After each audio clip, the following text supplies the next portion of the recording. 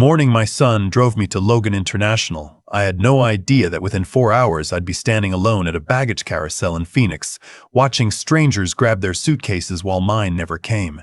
No luggage, no wallet, no phone. Just the boarding pass crumpled in my fist and the taste of the coffee my daughter-in-law had pressed into my hands at 5 that morning. "Drink it, Pop. It's cold out there."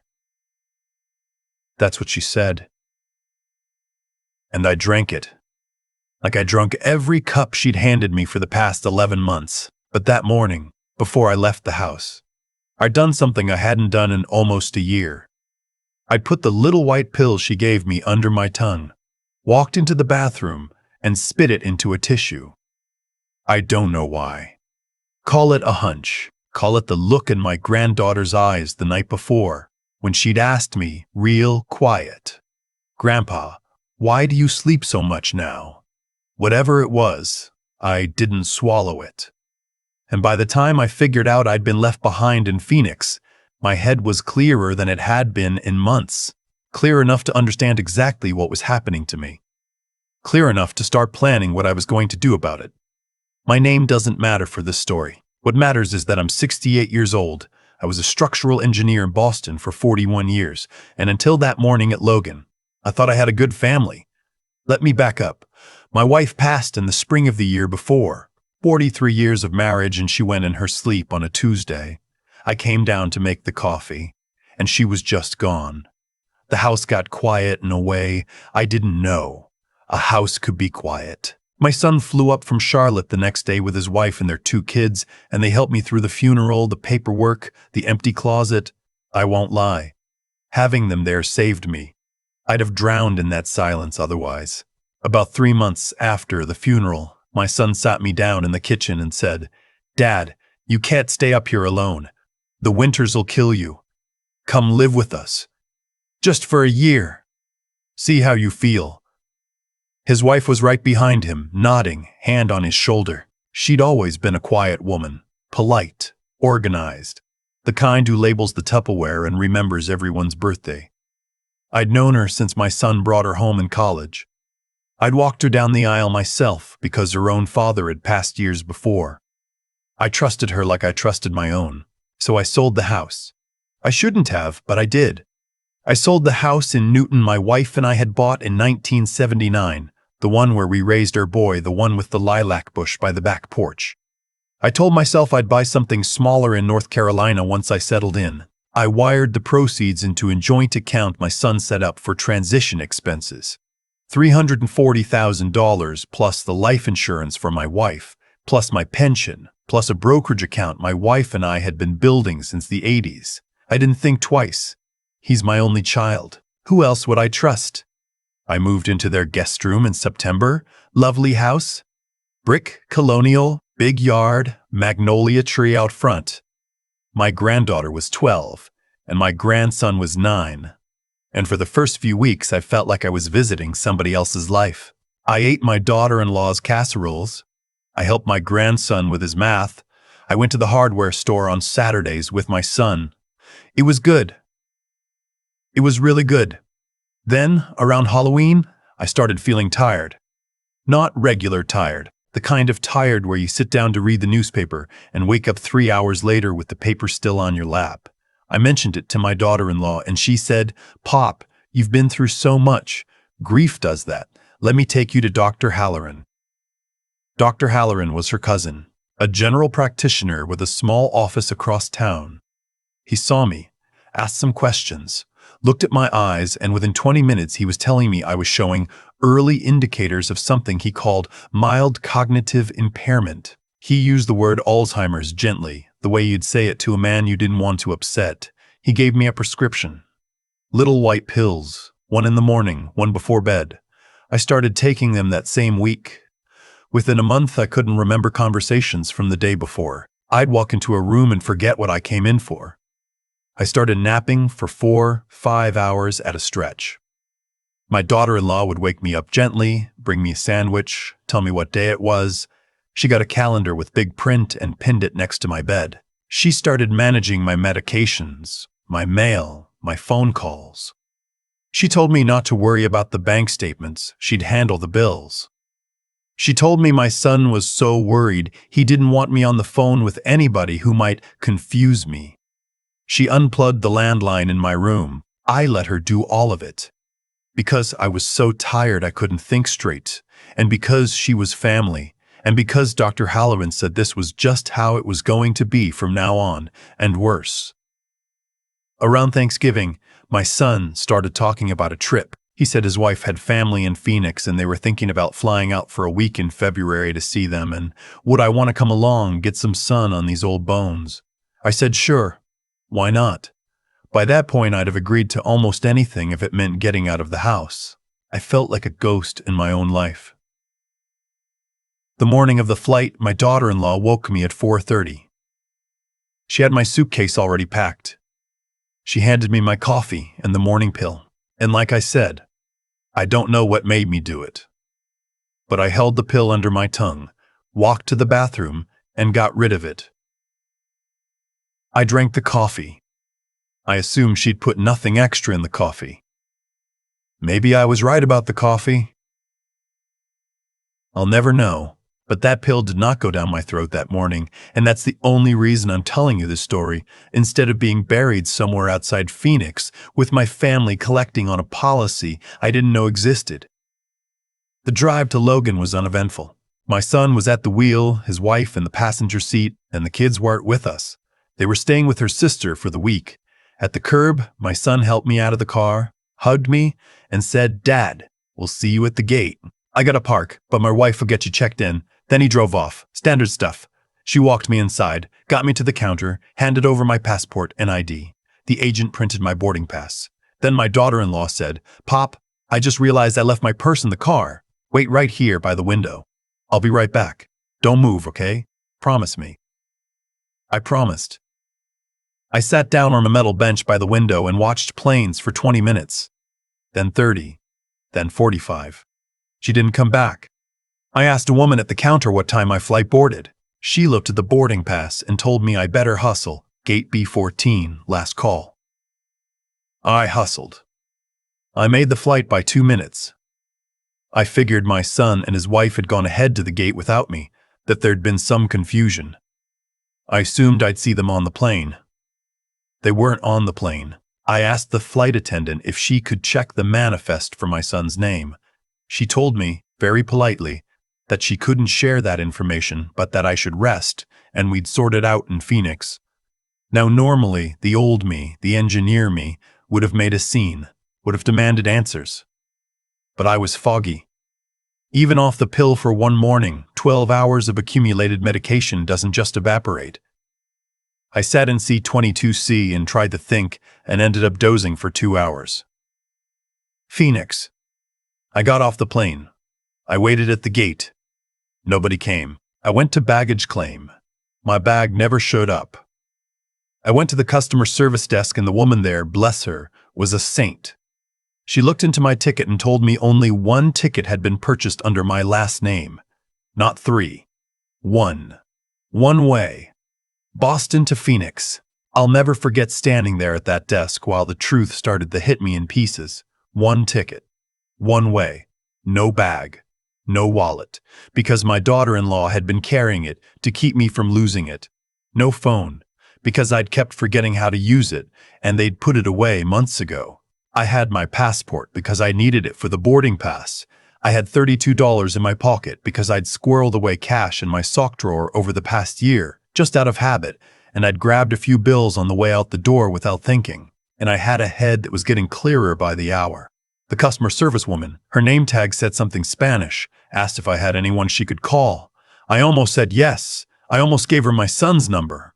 And then, standing there in that fluorescent-lit airport with my heart beating in my ears, I had a thought so cold it stopped me from speaking. If they put me on a plane alone, with no luggage and no money, and they weren't on the flight, this wasn't an accident. This was the plan. And whatever they told themselves or each other about what was going to happen to me out here, calling them was going to make it worse, not better. I asked her if there was a chapel in the airport. She pointed me to the interfaith room on the 3rd level. I walked up there, sat in a vinyl chair, and for the first time in almost a year, I let myself think. I thought about Dr. Halloran, the cousin. I thought about the pills my daughter-in-law had been pressing into my palm twice a day since October. I thought about the bank account my son had set up. I thought about the power of attorney paperwork he'd asked me to sign in early November, just in case anything happens, Dad. I'd signed it without reading it.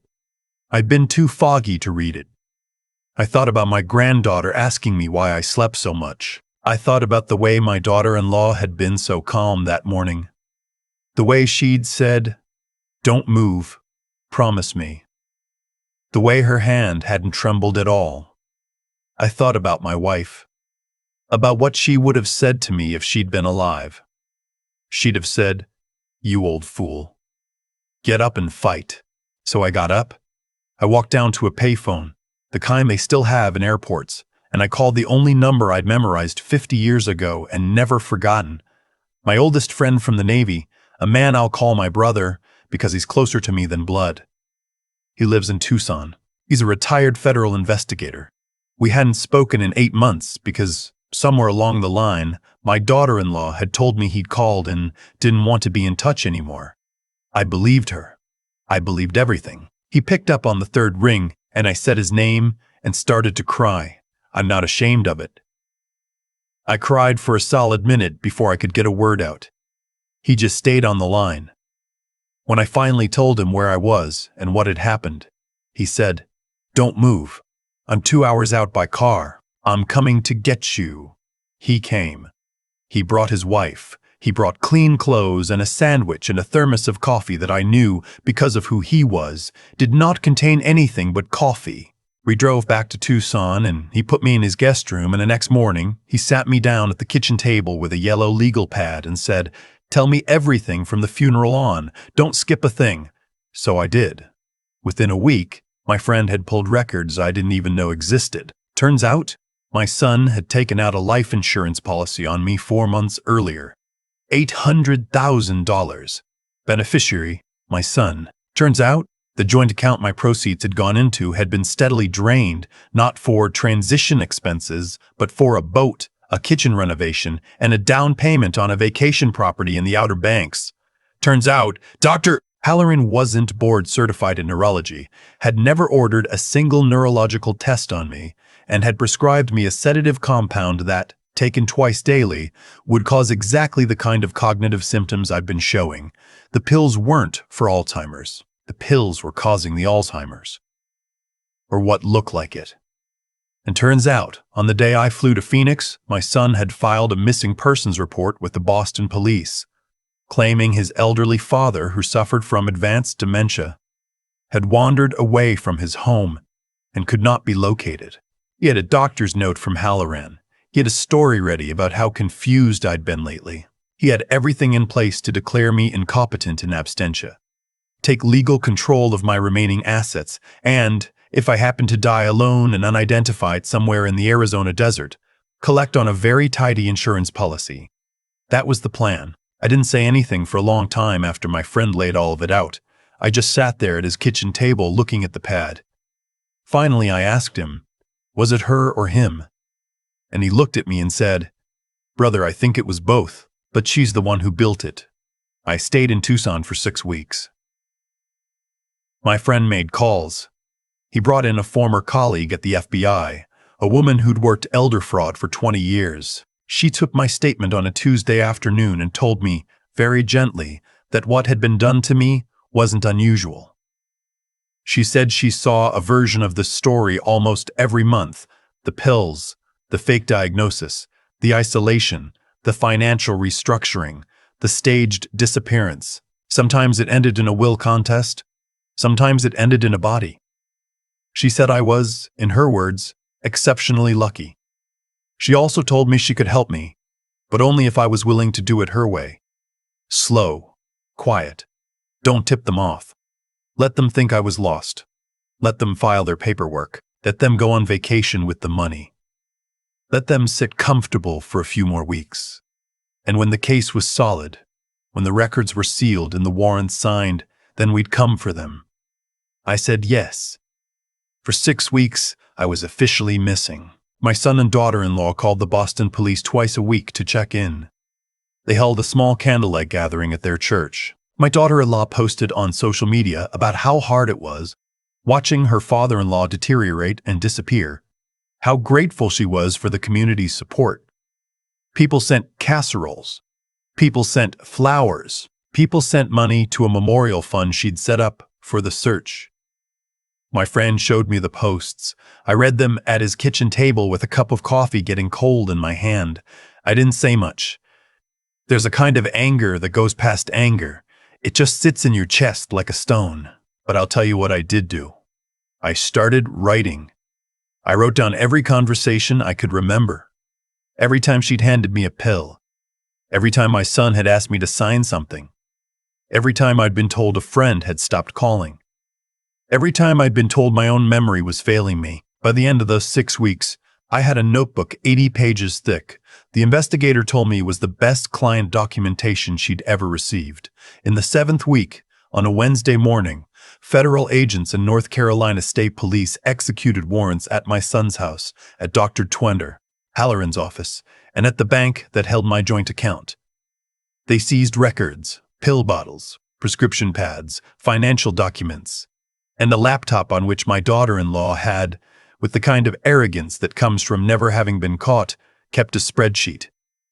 A spreadsheet, tracking my dosage, my lucidity, my compliance, and a column labeled simply Timeline. The last entry on the timeline was the date of the Phoenix flight.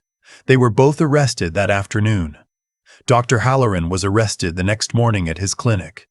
I wasn't there. I was sitting on my friend's back porch in Tucson watching a hummingbird at the feeder. My friend came out with his phone and said, "It's done. They got them." And I didn't celebrate. I didn't feel anything I'd expected to feel. I just kept watching the hummingbird, and after a while my eyes filled up and I let them. The next month I flew back east, but not to North Carolina. I went to Boston. I stayed with an old colleague while everything got sorted out. The press got hold of the story before I wanted them to. And for about 3 weeks, I couldn't go to the grocery store without somebody asking me if I was the man from the news. I learned to wear a hat. The trial was a year later. I sat in the front row. My daughter-in-law wouldn't look at me. My son did once, on the 3rd day, and his face crumpled, and I looked back at him with nothing on my face at all. That was the only time we made eye contact in the entire proceeding. He took a plea in the end. So did Dr. Halloran. My daughter-in-law went to trial and lost. The jury was out for 90 minutes. She got 14 years. He got 9. Halloran got 6 and lost his medical license forever. The money came back, most of it. The court ordered restitution. My grandkids went to live with their mother's sister, the one who'd watched them the week of the Phoenix flight. And it turned out she'd suspected something for months and had been too scared to say anything. She and I have a relationship now. She brings the kids to see me twice a year. My granddaughter is 15 now, and the first time she came to visit me after everything, she stood in the doorway and said, "Grandpa, I knew something was wrong. I'm so sorry I didn't say more." And I held her for a long time and told her she was the bravest person in this whole story because she was the only one who asked me a question. I bought a small place outside Plymouth a year ago, 2 bedrooms, a porch, and a view of the water. I planted a lilac by the back step. It bloomed this past May. My friend from Tucson visits every spring, and we sit out there with coffee and don't say much. We don't have to. I'll tell you the thing nobody tells you about being betrayed by your own child. It doesn't end. You don't wake up one day and feel cured. There is no closure. What there is a different kind of life. A quieter one. A more careful one. A life where you trust slower and listen harder. And notice the look in a 12-year-old's eyes when she asks you why you sleep so much. That look saved me, not the lawyer, not the FBI, not the friend in Tucson, though God knows he saved my body. That child saved my soul because she was the first person in a year who looked at me like I was still there. I want to say something to anyone listening who's older, who's recently lost a spouse, who's been told by a kind voice to sell the house and come live with family. I'm not telling you not to. I'm telling you to keep one bank account they don't know about. Keep one friend they haven't met. Keep your own phone. Read every paper before you sign it, even if your hand shakes, even if they sigh. And if you start feeling foggy after a new prescription, ask a doctor they didn't pick. Just one. Just to be sure. And if a person you love hands you a pill twice a day and tells you not to worry about anything, ever, my brother, ask yourself why they need you not to worry. Ask yourself who benefits from the fog. I drank the coffee that morning, but I didn't take the pill. And every morning since, when the sun comes up over the water outside my kitchen window, I think about the man I would have been if I'd swallowed it. He'd be a name on a stone in the Arizona desert. He'd be a memorial fund in a casserole in a candlelight gathering. He'd be a story his daughter-in-law told at parties about how sad it was, how the disease just took him so fast. Instead, I'm here, telling you this, drinking my own coffee, watching my own lilacs bloom. Where are you watching this from? Have you ever felt invisible to your own family? If you have, just type 3 words for me. I see you. Because somebody needs to read it. Somebody out there is sitting in a guest room right now, foggy, tired, being handed a pill, and they need to know they're not crazy. They need to know they're not crazy. They need to know somebody sees them. I see you. And if you're that person, I'm telling you, the way my old friend told me on a payphone in Phoenix on the worst afternoon of my life, don't move. Help is coming. You just have to make the call. That's all I have to say. Thanks for sitting with me a while. I've sat with this story for a long time now, and I think I finally understand the shape of it. Nothing in my life happened by accident the year my wife died. Every step that led me into that airport followed from a step before it. I sold the house because I was lonely. I trusted the diagnosis because a doctor said so. I let my daughter-in-law manage my pills because I was tired. I signed the power of attorney because I was foggy. Each small surrender made the next one easier, until one morning I was standing in Phoenix with $32 in my pocket and no clear memory of how I'd gotten there. That's how it works. Nobody loses their life in one big moment. They lose it in 100 small ones, and they call each one love. What saved me, in the end, wasn't luck. It was the one morning I didn't swallow what I was told to swallow. It was the small, stubborn part of me that still wanted to think for himself. I want you to understand that, because grit, real grit, isn't loud. It's quiet. It's spitting the pill into a tissue when nobody's watching. It's writing 80 pages on a yellow pad in a stranger's kitchen because somebody has to remember what happened. It's sitting in a courtroom and looking at your own son with nothing on your face because rage would have given him something he hadn't earned. I think a lot now about the difference between being kind and being a fool. I used to believe they were the same thing in old age, that to be a good father meant saying yes, signing things, keeping the peace. I was wrong. Real goodness has a spine. You can love your child completely and still keep one bank account they don't know about. You can trust your family and still read every paper before you sign it. Trust without your eyes open isn't trust. It's surrender, and surrender invites the people in your life who are looking for someone to take from. If there's one thing I want you to carry away from this, it's that the mind is the last thing you should ever hand over to somebody else, no matter how much you love them. Stay sharp. Ask questions. Keep one friend they haven't met.